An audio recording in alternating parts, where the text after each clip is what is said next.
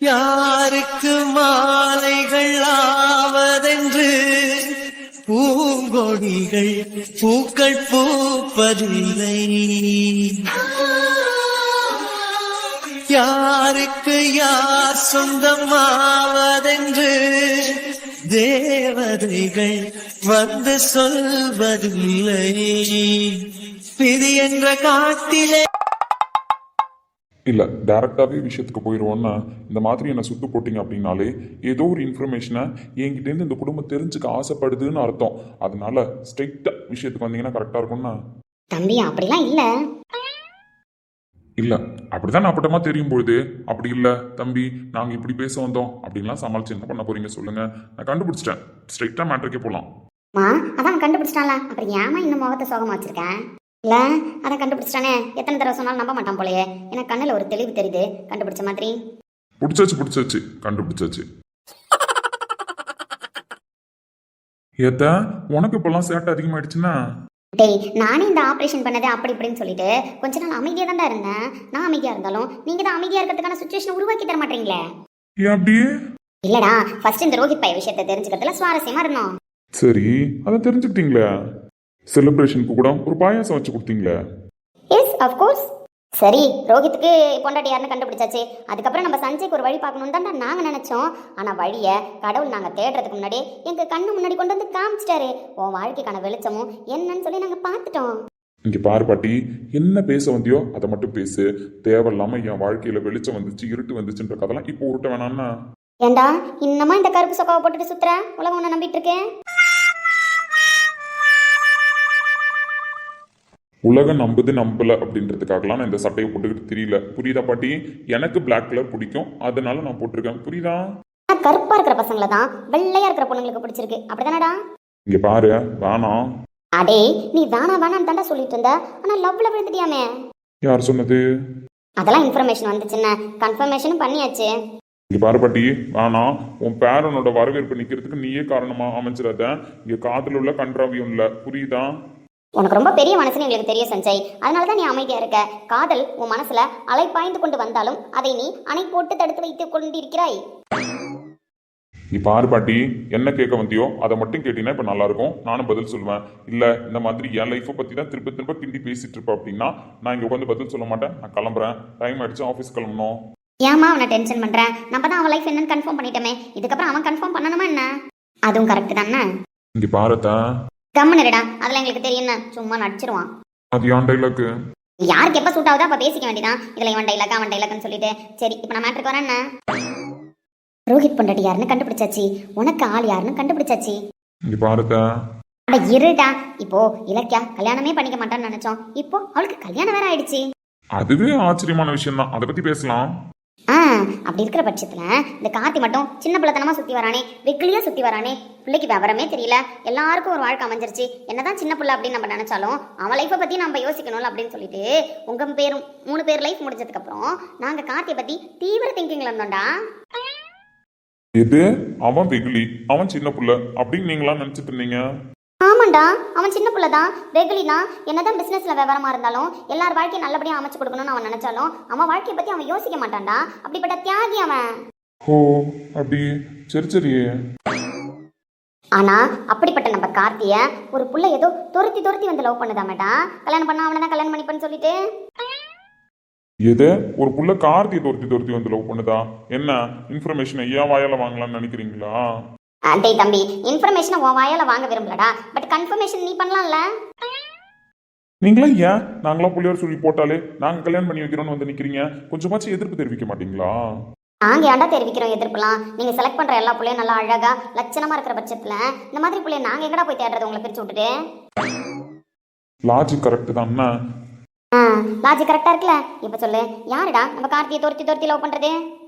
திருத்தம். புரியுதா? திருத்தம். எந்த புள்ளையும் கார்த்திக் பிரகாஷை துரத்தி வந்து லவ் பண்ணல. மிஸ்டர் கார்த்திக் பிரகாஷ் தான் ரொம்ப நாளா ஒரு புள்ளைய விரட்டிட்டு இருக்காரு. Is it? Of course. அப்படி அவர் விரட்டினாரு. அதுக்கப்புறம் அந்த புள்ள ஒத்துக்க மாட்டேன்னு சொல்லிச்சு. அதுக்கப்புறம் அந்த புள்ள ஒத்துக்குச்சு. இப்ப அவர் வேணான்னு சொல்லிட்டாரு. ஏன்டா அப்படி? ஒரு அளவு தான் எல்லாமே. நீங்க தான் சொன்னீங்களே சின்ன புள்ளத்தனமா இருக்கான் அப்படின்னு சொல்லிட்டு. அப்படி சின்ன புள்ளத்தனமா அவனும் இருக்கான், அந்த புள்ளையும் இருக்கு. இது விளையாட்டுத்தனமான லவ்வா தான் போயிட்டு இருக்கு. சீரியஸான லவ் இல்லையாடா? சீரியஸான லவ், சின்சியரான லவ் தான். ஆனா இதுங்க ரெண்டும் அந்த சீரியஸ் சின்சியரை கன்ஃபார்ம் பண்ண மாட்டேதுங்க. நம்ம கன்ஃபார்ம் பண்ணா நம்ம கன்ஃபார்ம் பண்ணலாம், அதுல எதுவும் தப்பு கிடையாது. பட் அதுங்க ரெண்டும் ஃபர்ஸ்ட் முடிவுக்கு வரட்டும், பஞ்சாயத்தை முடிக்கிட்டோம், அதுக்கப்புறம் நம்ம பஞ்சாயத்துக்குள்ள போவோம்னா. அப்ப லவ் பண்றது உண்மைதான். ஆமா அதான் எனக்கு ஒரு டவுட்டு, இந்த விஷயத்த யார் உங்களுக்கு கண்டுபிடிச்சு சொல்றா? நேத்தி அண்ணி ஆஃபீஸ்க்கு வந்தாங்கல்ல, ஆமா ஆமா ஆஃபீஸ்க்கு வந்தாங்க. அப்பதான் எல்லார்கிட்டையும் பேசிக்கிட்டு இருந்தப்போ இந்த பிள்ளையும் கார்த்திக்கும் பேசுறத பார்த்தாங்களாம். எட்டேந்தே பார்த்தப்ப ஜோடி பொறுத்தா நல்லா தான் இருந்ததான், சரியா போய் டிஸ்டர்ப் பண்ணுவானேன்னு வந்துட்டாங்களாம். நல்ல குடும்பம்னா நல்ல குடும்பம். அவன் தான் ஒரு பிள்ளைகிட்ட உட்காந்து பேசிட்டு இருக்கான் அப்படின்னா அவனை போய் என்னடா ஏதுன்னு கொஸ்டின் கேட்காம இங்க வந்து எப்படி அவனை சேர்த்து வைக்கலாம் நீங்களா ஹெல்ப் கேட்கறீங்க பத்தியா? நல்ல குடும்பம்னா. அப்படிலாம் பேசக்கூடாதுடா சஞ்சய். நீங்களாம் தங்கம்னு எங்களுக்கு தெரியும். அப்படி இருக்கிற நீங்களாம் செலக்ட் பண்ற பொண்ணு நல்ல பொண்ணா தான் இருக்கும்னு எங்களுக்கு தெரியும். அதனால நாங்க தெரிஞ்சுக்கிட்டு புரிஞ்சுக்கிட்டு போதத்தை அடே அப்படி அண்ணி புரிஞ்சுக்கிட்டு தெரிஞ்சுக்கிட்டு அங்கேருந்து எல்லாருக்கிட்டும் ஏதோ இன்ஃபர்மேஷன் கேட்டிருக்காங்க. அப்பதான் எல்லாரும் சொல்லியிருக்காங்க இந்த மாதிரி கார்த்திக் சாருக்கு அந்த பொண்ணை பிடிச்சிருக்குன்னு தான் நினைக்கிறோம் மேடம், பட் எங்களுக்கு தெரியாதுன்ற மாதிரி மழுப்பியிருக்காங்க. பட் அண்ணி அப்படியே புரிஞ்சுக்கிட்டு வந்துட்டாங்க. ஆனால் அது எப்படி உங்ககிட்ட கேட்கறதுன்னு தெரியாம முடிச்சாங்க. நான் தான் சொன்னேன், நீங்கள் ஒன்றும் கேட்கறதுக்கு தயங்க வேணாம் அண்ணி, நான் நம்ம சஞ்சய் கிட்ட கேட்குறேன். நம்ம சஞ்சய் நம்மளுக்கு உண்மையாக இருப்பான், நேர்மையாக இருப்பான், அழகாக பதில் சொல்லுவோம் அப்படின்னு நான் நம்ம உங்ககிட்ட கேட்க வந்தோம். போதத்தை ரொம்ப லென்த்தா போதுன்னா. அப்போ லவ் பண்ணுறது கன்ஃபார்ம் தானே? பொண்ணு பார்க்குற வேலை இல்லை. லவ் பண்றது கன்ஃபார்ம் தான், பட் ஆனா இப்ப லவ் பண்ணல. இதுக்கு முன்னாடி லவ் பண்ணது கன்ஃபார்ம் தான், பட் இப்ப லவ் பண்ணல. ஏன்டா தம்பி? ஏன் அத்தை, எனக்கே தெரியாம தான் போயிட்டு இருக்கு அந்த விஷயம். சும்மா அவன் காமெடி பண்ணிட்டு உட்காந்துருக்கான். வெயிட் பண்ணுங்க, அவசரப்படாதீங்க. அவனா புரிஞ்சுக்கிட்டு ஒரு முடிவுக்கு வருவான். எங்க போயிட போறான்? இல்லடா, எல்லாம் ஒரு ஆர்வம் தான். போதும், உங்க ஆர்வத்தை கொஞ்சம் அணை போட்டு தடுங்கண்ணா. ஆஃபீஸ் கிளம்பிட்டானா? ஐயோ ஆஃபீஸ் தாண்டா கிளம்பிட்டு இருந்தான். என்கிட்ட வேற அத்தை என் ட்ரெஸ் எடுத்து போய் நான் போய் குளிச்சுட்டு வரேன்னா. ஐயோ அப்ப எடுத்து வைக்கிறேன்னா. ஏன் பாட்டி, நீங்க லவ் மேரேஜா? இல்ல அப்பா லவ் மேரேஜா? என் பசங்களாம் லவ் மேரேஜ் இல்லப்பா. அப்புறம் ஏன் பாட்டி உன் பேரனுங்க மொத்தமும் இப்படி இருக்கானுங்க? நீ கூட தாண்டா அப்படி இருக்க. நாங்க எதாவது கேட்டோமா? இங்க பாரு, நான் ஒன்னும் எப்படி இல்லைன்னா நடிச்சிடுவேன் சஞ்சய், நல்லா நடிச்சிடுவேன்னா. யாருக்கு ஃபோன் பண்ணதுன்னு தெரியலையே. காலையில அதுவும் கார்டன்ல தூக்கிட்டு வந்து வச்சுக்கிட்டு நம்மள இந்த பிள்ளை இப்பெல்லாம் நம்மள அதுவும் மேட்சா போட்டுக்கிற மாதிரி ட்ரெஸ் வாங்குதுன்னு. அதுவும் இந்த நைட்டி சூப்பரா இருக்கு. இந்த நைட்டியை போட்டிருக்கும் பொழுதுதான் நான் ஒரு பெண்ணாவே உணர்றேன். பெண்களுக்கு எப்பவுமே அழகு நைட்டி தான். ஏன்னா பாதி நேரம் அதுல தானே சுத்திட்டு இருக்காங்க. ஆனா இந்த இலக்கிய பிள்ளைக்கு நைட்டி எல்லாம் போடுற பழக்கம் இல்லையே. பேண்ட் சட்டை அப்படி இப்படின்னு சுத்திட்டு கிடக்கும். என்ன திடீர்னு நைட்டி போட்டிருக்கு? ஒருவேளை குடும்ப பெண்ணா மாறிடுச்சோ? அதனால நம்மளையும் ஒரு குடும்ப பெண்ணா மாத்த ட்ரை பண்ணதுன்னு நினைக்கிறேன். பரவாயில்ல, மாறுவோம். அடக்க உடக்கமா இருக்கிறது கஷ்டம் தான். பட் ஆளானப்பட்ட இலக்கியாவே அடக்க உடக்கமா இருக்கும்போது நம்ம அடக்க உடக்கமா இருக்கிறதுல என்ன தப்புங்கிற? அதனால சிலுக்கு நீலேந்து நீ ஒரு பொறுப்பான பொண்ணு. சோ ஒரே வெக்க வெக்கமா வரதே பொண்ணுன்னு சொன்னோன்னே என்னமா இறங்கி போயிட்டு கிடக்கு. ஆப்போசிட்ல இருக்கிறவங்க எடுக்க மாட்டாங்க. ஹலோ, எடுத்துட்டாங்க போல. ஹலோ மாமா, நான் இலக்கியா பேசுறேன். சொல்டாமா, என்ன என் மருமக திடீர்னு எனக்கு கால் பண்ணியிருக்கா? அது வந்து மாமா, இப்போ நீங்கள் ஃப்ரீயா இல்லை ஹாஸ்பிட்டல் கிளம்பிட்டீங்களா? பேசலாமா ஒரு 5 minutes? என்ன வேலை எப்படின்லாம் கேட்காதுடாமா. நீ மாமா கிட்ட பேசணும்னு கால் பண்ண, பேசு. என்ன விஷயம்? இம்பார்ட்டன்டான விஷயம் ஏதோ பேச கால் பண்ணியிருக்கேன், நல்லாவே புரியுது. ஆமா மாமான் இந்த புள்ள பேசுது. இந்த புள்ள மாமான் கூப்பிடுற மொத்த கேரக்டர் இந்த வீட்டில தான் இருக்கு. அப்படி இருக்கிற பட்சத்துல மாமா அப்படின்னு கூப்பிடுதுன்னு பார்த்தா ஹாஸ்பிட்டல் கிளம்பிட்டீங்களான்னு கேட்கறத பார்த்தா ஒருவேளை டேடியா இருக்குமோ? கல்யாணம் ஆனதுலேருந்தே உங்ககிட்ட பேசணுன்னு தான் யோசிச்சுட்டு இருந்தேன் மாமா. ஆனால் எப்படி எனக்கு பேசுறதுன்னு தெரில. ஒரு தயக்கம் என்ன உங்ககிட்ட பேச விடாமலே தடுத்துருச்சு. கன்ஃபார்ம் டாடி தானே? இதுக்கப்புறம் இந்த மாமா கிட்ட எந்த தயக்கமும் உனக்கு தேவையில்ல. நீ மாமான்னு கூப்பிடுறத விட அப்பான்னு கூப்பிட்டாலும் நான் சந்தோஷப்பட தான் போறேன். நான் இந்த வீட்டு பொண்ணா தண்டா பார்க்குறேன், மருமகளா பார்க்கல. ஸோ தயக்கம் இல்லாமல் நீ பேசலாம்.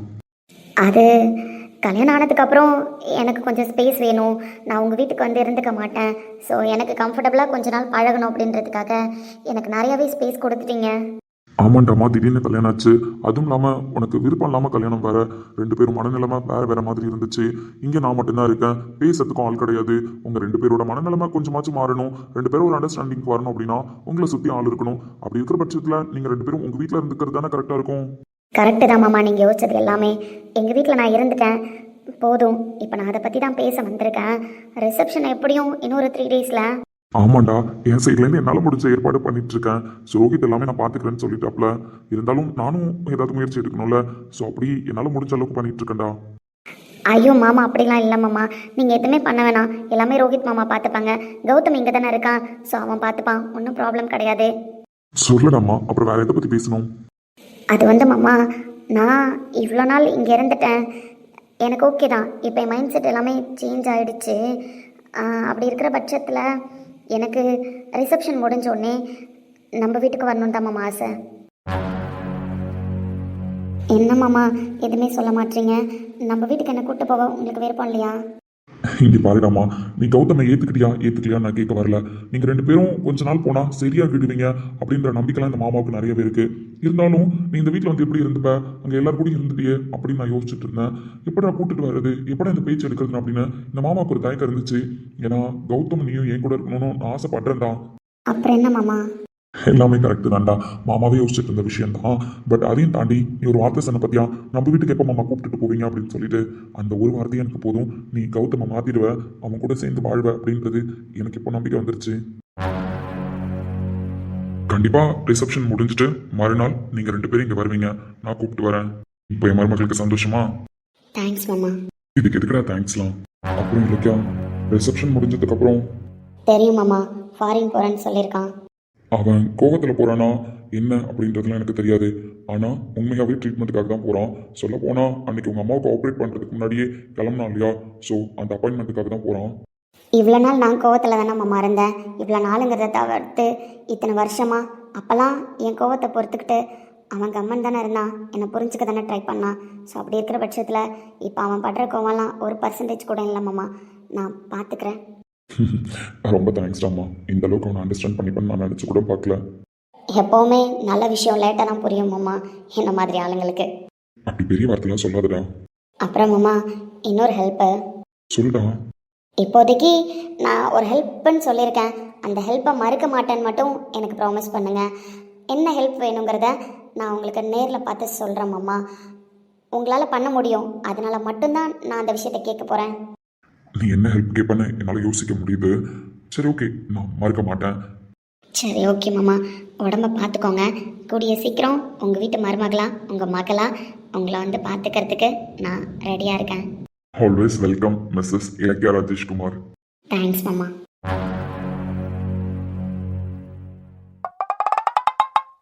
ஐயோ, இப்போ எதுக்கு காலையிலே இந்த கருப்பு சட்டையை போட்டுட்டு நடிப்பை கிளப்பிட்டு இருக்கா? கார்த்தி, இந்த அண்ணனை பார்த்தா நடிக்கிற மாதிரி ஐயா தெரியுது. ஐயோ, உன் பர்ஃபார்மன்ஸ் எல்லாம் நிறுத்தண்ணா, சும்மா. என்ன அப்படி மூஞ்ச பாவமா கீழே குனிஞ்சுக்கிட்டேன்? இப்படிலாம் நடிப்பை நம்புறதுக்கு இன்னும் முட்டாள் கார்த்திக் பிரகாஷ்னே நினைச்சிட்டு இருக்கியா நீ? அப்படிலாம் நான் ஒன்றும் சொல்லலன்னா நீ தான் தப்பா நினச்சிட்டு இருக்க. நேற்று ஃபுல்லாக என் தம்பி நான் கலர் சொக்கா போட்டிருந்தேன் அப்படின்றதுக்காக வருத்தப்பட்டான்னு, இன்னிலேருந்து அவனுக்காக கருப்பு சட்டை மட்டும்தான் போடணும், எந்த சூழ்நிலையிலையும் அவன் மனசையும் கஷ்டப்படுத்தக்கூடாது அப்படின்னு சொல்லி என் ரோஹித்துக்கிட்ட பேசி எடுத்து காலையிலே கருப்பு சட்டை போட்டு உட்காந்துருக்கேன்டா. என்னை பார்த்து இப்படி ஒரு கேள்வி கேட்டல.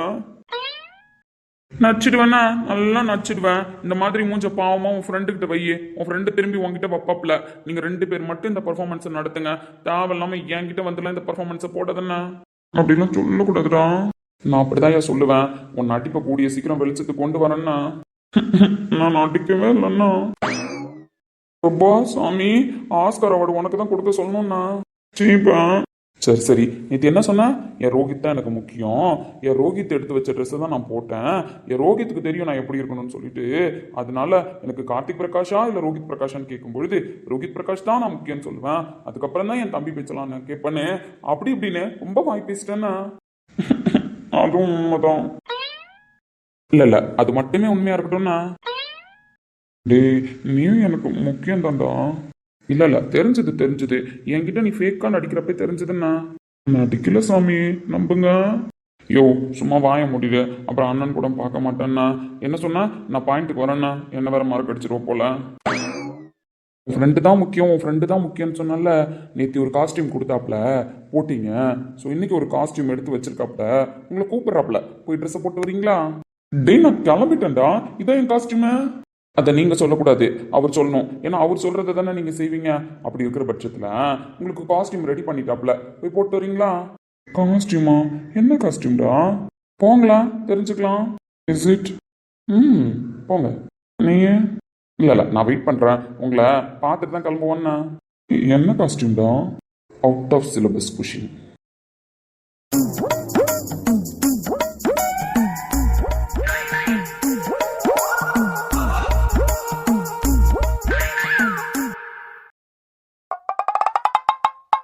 என்னங்க ஹாஸ்பிட்டலுக்கு கிளம்பிட்டீங்களா? ஐயோ சும்மாவே ஆடுவான். இப்ப எதுக்கு இந்த பிள்ளை எனக்கு சலங்க கட்டுது? நான் ஹாஸ்பிட்டல் கிளம்புறதெல்லாம் இருக்கட்டும், புதுசாக ஏதோ ஒரு நாடகம் நடத்திட்டு இருக்கே, என்ன கதை? நாடகமா? இந்த பிள்ளை இப்ப நடத்துச்சு. நான் நாடகம் நடத்துறேனா? என்ன சொல்றீங்க? நாடகம்னா என்ன? அதெல்லாம் நடிக்க தெரிஞ்சவங்க தாங்க நடிக்க முடியும். அப்படியே இருந்தாலும் நான் எப்படி நாடகம்லாம் நடிக்க முடியும்? என்ன வாங்க போங்கன்னு ரொம்ப மரியாதையா பேசிட்டு இருக்கு இந்த பிள்ளை. நைட்டிய போட்டோன்னே உண்மையிலே குடும்ப பொண்ணா உணர்ந்துருச்சோ? ஃபர்ஸ்ட் இது என்னடி கோலம்? ஏங்க பார்த்தா தெரியல? இந்த மாதிரி ட்ரெஸ்லாம் நீ ஒன்று கூட போட்டு நான் பார்த்ததே கிடையாது. அப்படி இருக்கிற பட்சத்தில் ட்ரெஸ்லேருந்தே பர்ஃபார்மன்ஸ் ஸ்டார்ட் பண்ணிட்ட போல. அது புருஷனுக்கு பிடிச்ச மாதிரி தான் கல்யாணத்துக்கு அப்புறம் வாழணுமா, நம்மளுக்கு பிடிச்சாலும் பிடிக்கலனாலும் அப்படின்னு எங்கள் அம்மா சொல்லிக்கிட்டே இருக்காங்க. அதனால நான் புருஷனுக்கு பிடிச்ச மாதிரி வாழணும் அப்படின்னா அவருக்கு ரெட் கலர் தான் பிடிச்சிருக்குன்னு இப்போ தான் தெரிஞ்சுது. சரி, அந்த ரெட் கலரில் நம்ம இருக்கலாம் அப்படின்னா எப்போ தேடினாலும் ரெட் கலரே கிடைக்க மாட்டேதுங்க. ஏன்னா எனக்கு ரெட் கலர் பிடிக்காது, உங்களுக்கு ரெட் கலர் பிடிச்சிருக்கு. அப்படி இருக்கிற பட்சத்தில் நான் புதுசாக ட்ரெஸ் எடுக்க வேண்டியதாக இருக்கேன். நான் ரெட் கலர் பிடிக்கணும் உங்ககிட்ட எப்படி சொன்னேன்? அன்னைக்கு குடிச்சிட்டு ரெட் கலர் சாரி கட்ட சொன்னீங்களே, அதுவும் கட்டாதன்னு சொல்லி கட்ட சொன்னீங்களே, அதான். இங்கே பாரு, உங்களை பார்த்துட்டு தாங்க இருக்கேன். நீங்களும் அழகாக தான் இருக்கீங்க. இந்த ஷர்ட் உங்களுக்கு அழகாக தான் இருக்கு, ஸ்மார்ட்டாக இருக்கீங்க. அட கருமமே, உண்மையிலே இந்த பிள்ளை பாசமா பேசுதா இல்ல உனக்கு கலாய்க்குதா? ஆனால் இந்த ட்ரெஸ் உனக்கு கன்றாவியாக இருக்கு. கன்றாவியா இருக்கா? உண்மையா? உண்மையாக கன்றாவியாக தாண்டி இருக்கு. நான் இதுக்கு போய் சொல்ல போகிறேன்? பார்க்கறதுக்கே கண்ணு கூசுது. இதெல்லாம் ஒரு கலரு, அதுவும் இதில் நைட்டி வேற. ஏங்க மாடர்ன் ட்ரெஸ் போட்டிருந்தா மட்டும் உங்களுக்கு பிடிக்குதா என்ன? அப்போவும் இதே மாதிரி தான் பேசுகிறீங்க. நானும் தேடினேங்க மாடர்ன் ட்ரெஸ்ஸில், எனக்கு ரெட் கலரே கிடைக்கல. அதுக்கப்புறம் தான் நைட்டி செக்ஷன் பக்கம் போனேன், அங்கே ரெட் கலர் இருந்துச்சு. சரி, எந்த ட்ரெஸ்ஸாக இருந்தானே என் புருஷனுக்கு பிடிச்ச கலரில் போடணும்னு சொல்லிட்டு நானும் சிலுக்குவும் நைட்டோட நைட்டாக போயிட்டு 2 நைட்டி எடுத்துகிட்டு வந்தோம். நான் கூட கேட்டேன் சிலுக்கு கிட்ட, ரெட் கலர் தான் கௌதமுக்கு பிடிக்குமா சிலுக்கு அப்படின்னு சொல்லிட்டு. அவ கூட ஊன்னு சொல்லி பதில் சொன்னாலே. ஐயோ கோத்துட்டுச்சே பைபிளா.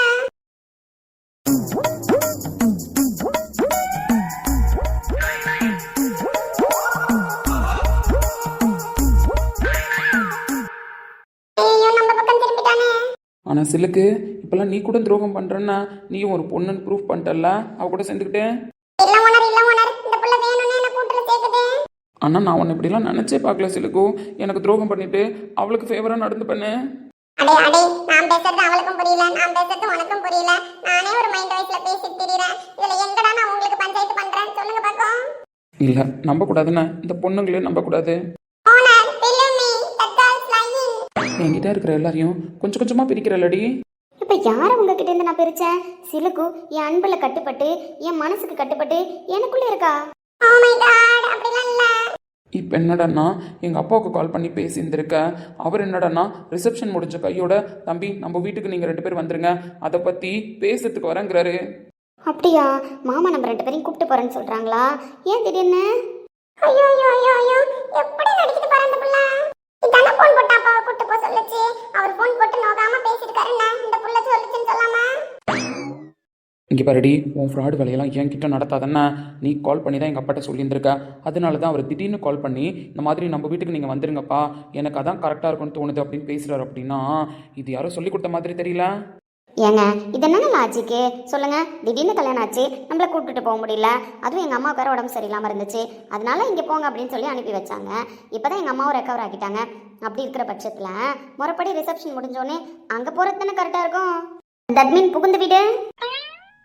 பாரு, இந்த புகுந்த வீடு, என் பிறந்த வீடு அப்படின்லாம் பேசுறதுக்கு நீ தகுதி இல்லாதவ, புரியுதா? தனி காட்டில் வாழ்ந்துட்டு இருந்தவ. அப்படி இருக்கிற பட்சத்தில் உனக்குலாம் என்னடி தெரியும் புகுந்த வீடு பிறந்த வீடுங்கிற? பாருங்க கௌதம், தேவையில்லாமல் என்னையுமே ஸ்பாயில் பண்ணிட்டு இருக்கீங்க.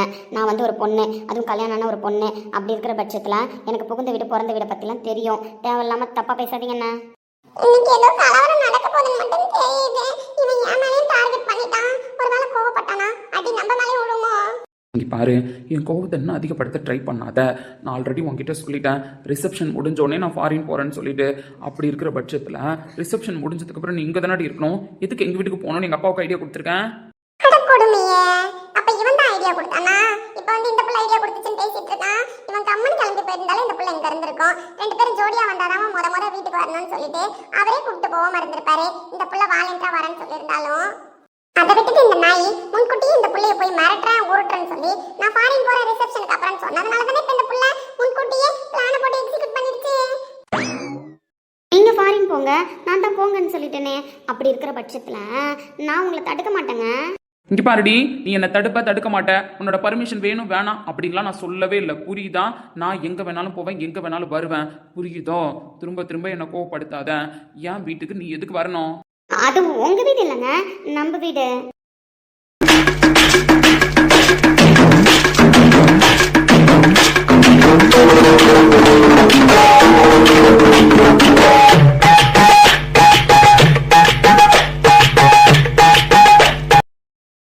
ஒழுங்கா எங்க அப்பாவுக்கு கால் பண்ணி ரிசப்ஷனுக்கு அப்புறம் நான் இங்கேயே இருந்துக்கிறேன்னு சொல்லு. நான் கால் பண்ணி ஃபர்ஸ்ட் ஆஃப் ஆல் அங்கே வரேனே சொல்லலைங்க. அப்படி இருக்கிற பட்சத்தில் நான் எப்படிங்க கால் பண்ணி வரலன்னு மட்டும் சொல்ல முடியும்? நீ தான் சொல்லியிருப்ப, நீ மட்டும் தான் சொல்லியிருப்ப, மற்றபடி யாரும் யோசிச்சிருக்க மாட்டாங்கண்ணே. அப்படிலாம் சந்தேகப்படாதீங்க, நான் அப்படிலாம் சொல்லலைண்ணே. ஏய், நானே ஊருக்கு போனதுக்கு அப்புறம் நான் இல்லாத அந்த வீட்டில் என்னடி பண்ண போறேன்? நான் இல்லாத உங்க மனசுக்குள்ள நான் உங்க லவ்வரா இருந்து இவ்வளோ நாள் ஆட்சி பண்ணலையா? அப்படி இருக்கிற பட்சத்தில் நீங்க இல்லாத அந்த வீட்டில் நீங்க இருக்கிறதா நினைச்சு நான் வாழ்ந்துட்டு போறேன்றேன். இந்த டைலாக்லாம் உனக்கு சுத்தமா செட் ஆகாது பார்த்துக்க. அதெல்லாம் செட் ஆகும், நான் செட் ஆக்கிக்கிறேன். கடவுளே, முடிவுக்கு வராதுங்க போலயே. நீலா எவ்வளவு கேவலமான ஜென்மம் தெரியுமா? அப்படியா? ஏய், இப்படிலாம் பேசுறதுனால என்ன சமாதானம் பண்ணிடலாம், என் கோவத்தை குறைச்சிடலாம் அப்படின்னு கனவுல கூட நினைக்காத. நான் உன் கோவத்தை குறைக்க ட்ரை பண்ணல கௌதம். அப்புறம் எப்படி திரும்ப திரும்ப சுயநலமாவே இருக்கேன்? இப்போ நான் என்ன சுயநலமா இருந்தேன்?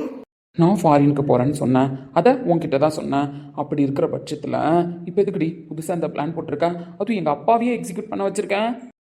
சரி, உண்மையா பேசுவோமா? பேசு, அதுதான் உனக்கு நல்லதுன்னா. எஸ்டர்டே கூட உன் ஃபங்க்ஷனில் பேசினாங்கல்ல, ஸோ சிஓ மேடம் இப்படி சிஓ மேடம் அப்படின்னு சொல்லிட்டு. அப்போ கூட இந்த இலக்கியா ராஜேஷ்குமார்னு சொல்லும் பொழுது மண்டைக்குள்ள எப்படி இருந்துச்சு தெரியுமா? உன் மண்டைக்குள்ள ஏன்டா அப்படி இருக்கணும்? சொல்லிட்டா, உன் மண்டைக்குள்ள ஏன் அப்படி இருக்கணும்? ஆமா, ராஜேஷ்குமார் என் பேர் தானே, அதை உன் பேர் கூட சேர்த்து சொல்லும் பொழுது எவ்வளோ கேவலமா இருக்கு தெரியுமா? டேய், ஃபர்ஸ்ட் ஆஃப் ஆல் நீ ஒரு விஷயத்த மைண்டில் வச்சுக்கோ. ராஜேஷ்குமார் உன் பேருன்றதை தாண்டி என் அப்பா பேரு ராஜேஷ்குமார். ஃபர்ஸ்ட் ஆஃப்ல சொன்ன இலக்கிய ராஜேஷ்குமார் எங்கள் அப்பா பேர், புரியுதா? என் ஹஸ்பண்டன் இன்ட்ரடியூஸ் பண்ணதுக்கு அப்புறம் சொன்ன ராஜேஷ்குமார்ன்றது தான் உன்னோட பேர். அதையும் தாண்டி எனக்கு கல்யாணம் ஆகிடுச்சு அப்படின்னு யாராவது சொல்கிறாங்க அப்படின்னாலும் என் ஹஸ்பண்ட் பேரை கேட்டாலும் நான் இலக்கியா கௌதம் தான் சொல்லுவேனே தவிர இலக்கியா ராஜேஷ்குமார்னு எப்பவும் சொல்ல மாட்டேன். நீ ஃபாரின் கிளம்பி போகாம இரு, என் கூட குடும்பம் நடத்தாம இரு. ஆனால் எனக்கு கல்யாணம் ஆயிடுச்சு, புரியுதா? நான் இலக்கியா கௌதம். ஸோ ஆஃப்டர் மேரேஜும் சரி, ஆஃப்டர் ரிசப்ஷனும் சரி, நான் உன் வீட்டில் தான் இருப்பேன். இருக்கக்கூடாதுன்னு சொல்கிறேன். நீ சொல்கிற மாதிரி தான்டா. இப்போ கூட என் கௌரவத்தை காப்பாற்றிக்கிறதுக்காக தான் நான் ரிசப்ஷன் முடிஞ்சதுக்கப்புறம் உங்கள் வீட்டில் போய் இருக்கேன்னு சொல்கிறேன், புரியுதா? இப்போவும் நான் சுயநலவாதி தான். ஏன்னா நேத்தி சிஓ மேடம் இவ்வளோ திறமையாக இருக்காங்க, சிஓ மேடம் இவ்வளோ டேலண்டாக இருக்காங்க, ஒரு பொண்ணாக இருந்துட்டு இவ்வளோ டேலண்டாக இருக்காங்க அப்படின்னு சொல்லிட்டு ஆகா ஓகோன்னு பேசினாங்கல்ல, அப்போ தான் என் மைண்டுக்கு இந்த ஐடியா வந்துச்சு. அப்படி பேசின ஒரு சிஓ மேடம் புருஷன் கூட சேர்ந்து வாழல, ரிசப்ஷனுக்கு மறுநாளே புருஷன் அம்மா வீட்டில் விட்டுட்டு ஃபாரினுக்கு போயிட்டாரு அப்படின்னு பேசுவாங்கல்ல இந்த உலகத்தில். அதுலேருந்து தப்பிக்கிறதுக்கு தான் மார்னிங்கே உங்கள் அப்பாவுக்கு ஃபோன் பண்ணி ஐடியா கொடுத்தேன். பரவாயில்ல, அவர் எக்ஸிக்யூட் பண்ணிட்டாரு போல உங்ககிட்ட சொல்லி. சி, உன்ன மாதிரி ஒரு பொண்ணை பார்த்ததே இல்லைண்ணா. பார்க்க முடியாதுடா, ஏன்னா இலக்கியா சம்திங் ஸ்பெஷல். போ, ஃபாரினுக்கு போடா. இதுக்கப்புறம் எப்போ வேணாலும் போ, எப்போ வேணாலும் வா. ஆனால் என்னோட வாழ்க்கை இதுக்கப்புறம் உங்கள் வீட்டில் தான். எல்லாத்தையுமே பிளான் பண்ணி பண்ணுறல உன் சுயநலத்துக்காக? ஆமாம், என் சுயநலத்துக்காக எல்லாத்தையுமே பிளான் பண்ணி தான் பண்ணுறேன். மாறணும்னு நினச்சா கூட என் மனசு மாறாதடி. இந்த மாதிரி கேவலமாக ஒரு விஷயம் நீ செய்யும்பொழுது. மாற தேவையில்ல. ஐயோ எனக்கு வாழ்க்கை கொடுங்க அப்படின்னு நான் கேட்கவா செஞ்சேன்? லைஃப்லேருந்து உன்னை அழ வச்சுட்டு போகணும், லைஃப் லாங் நீ அழணும், அப்படிப்பட்ட தண்டனை தாண்டி உனக்கு கொடுக்கணும்னு நினைக்கிறேன். இப்படி பேச எனக்கு எப்படி இருக்கு தெரியுமா? அவ்வளோ ஆட்டிடியூடாக பேசுகிறேன். ஆட்டிடியூட் இந்த ஆட்டிடியூடை தானடா உனக்கு பிடிச்சது. இப்போ அதையே குறைன்னு சொன்னா நான் எப்படி சேஞ்ச் பண்ண முடியும்?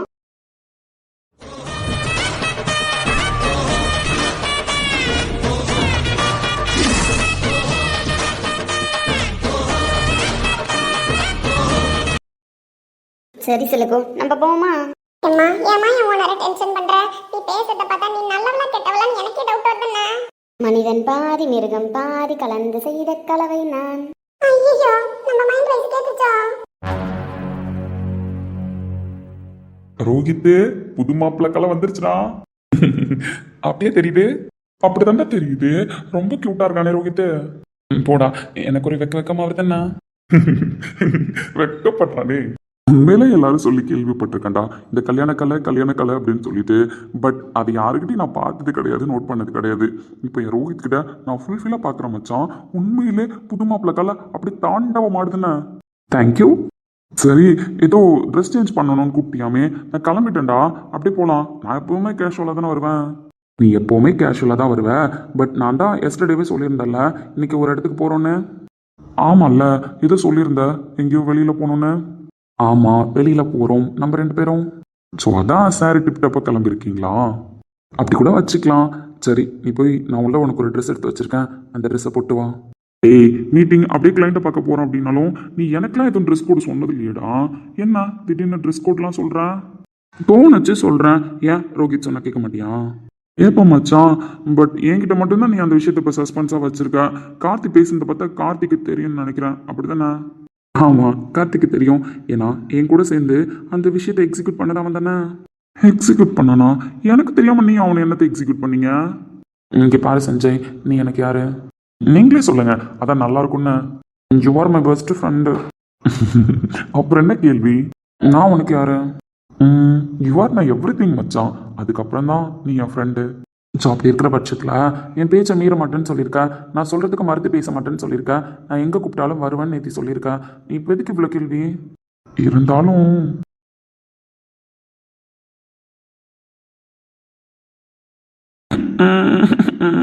நடிச்சிட்டு வேணா, அப்படி நடிச்சிட்டுவேன். இப்போ தான் நம்ம 2 பேரும் டிசைனாக மூஞ்ச மாத்துறதை பற்றி உன் தம்பி கழுவி ஊத்துனான். இப்போ அப்படியே ஆரம்பிக்கிற பற்றியா? யூ ஆர் மை பெஸ்ட் ஃப்ரெண்டுன்னு சொல்லிட்டான். அப்படி இருக்கிற பட்சத்தில் நீ திரும்ப கேள்வி கேட்டான், எனக்கு என்ன மரியாதை? சரி, கேட்கல. இப்போ என்ன உள்ள நீ ஒரு ட்ரெஸ் வச்சிருக்க, அதான் போட்டுட்டு நான் வரணும், அப்படி தானே? ஆமாம். சரி, மூஞ்ச மாத்துங்க, நான் போய் போட்டுட்டு வரேன். உண்மையா தானே? இதுக்கப்புறம் எந்த கேள்வியும் கேட்கக்கூடாது. சரி, கேட்க மாட்டேன். நான் கீழே வெயிட் பண்ணுறேன், நீ வா. வரேன்டா. இப்படியே முகர கடையை வச்சுட்டு போவாத, அவன் கலாய்ப்பான். இப்போ மூஞ்ச நான் சோகமாக வைக்காமல் போகிறதெல்லாம் இருக்கட்டும். நீ அந்த ஷர்ட் பேண்ட்டை போட்டு ஃபார்மலாக டக்கின் பண்ணிட்டு வர. இப்போவும் நீ ஏன் எதுக்குலாம் கேட்கக்கூடாது, அவ்வளோதான். நான் சொன்ன மாதிரி அந்த ட்ரெஸ்ஸை போட்டு வா. டக்கினா? ஆமாம், டக்கின் தான் பண்ணிட்டு வரணும். ஏன் காமெடியாக இருக்கும், நீ வேற. அதெல்லாம் இருக்காது. நீ இப்போ அந்த ஷர்ட்டை ஃபார்மலாக டக்கின் பண்ணி போட்டு வருவியா, வர மாட்டியா?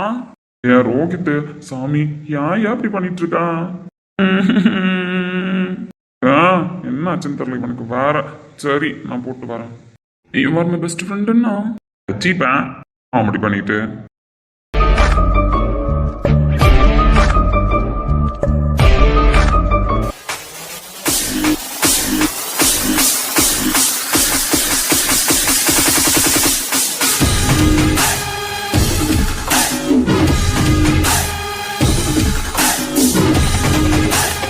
நடைமுறை நம்ம